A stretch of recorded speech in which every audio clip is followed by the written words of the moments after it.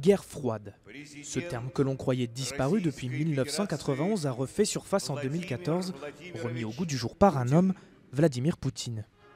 Le président russe s'est lancé cette année dans un bras de fer avec l'Occident, annexion en mars de la Crimée, puis soutien militaire aux séparatistes pro-russes dans l'est de l'Ukraine depuis, soufflant sur les braises d'un conflit qui a déjà fait plus de 4300 morts dans les deux camps. Sur le plan diplomatique, la communication tourne au dialogue de sourds, l'Occident et la Russie s'accusant mutuellement d'impérialisme. Si cela n'était pas arrivé, l'Occident aurait trouvé une autre excuse pour empêcher le développement de la Russie, pour consolider leur influence et utiliser la situation pour servir leurs propres intérêts.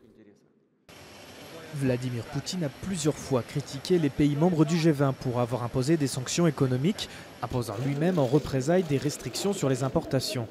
Il s'en prend également à l'OTAN, voyant d'un mauvais œil l'élargissement de l'Alliance jusqu'aux portes de la Russie via une possible adhésion de l'Ukraine. Mais lors du sommet du G20 en Australie, c'est au tour du président russe d'être sous le feu des critiques.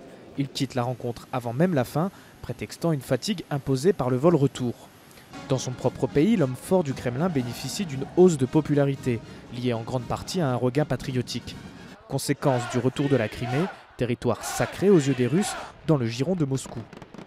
De son côté, l'OTAN multiplie les exercices militaires et les démonstrations de force, en interceptant notamment des avions militaires russes au-dessus de la mer Baltique.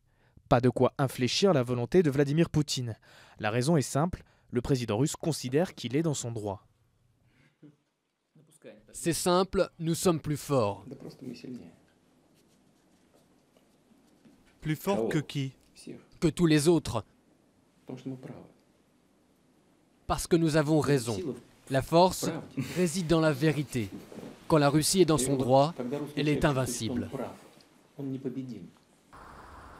Les sanctions occidentales et la chute du prix du pétrole ont fait plonger le rouble à des niveaux jamais vus. La monnaie russe a perdu 40% de sa valeur face au dollar et la Banque mondiale prédit une entrée en récession du pays l'année prochaine. Mais après 15 années au pouvoir, Vladimir Poutine apparaît plus déterminé que jamais, au nom de la grandeur russe et pour une place de choix dans les livres d'histoire.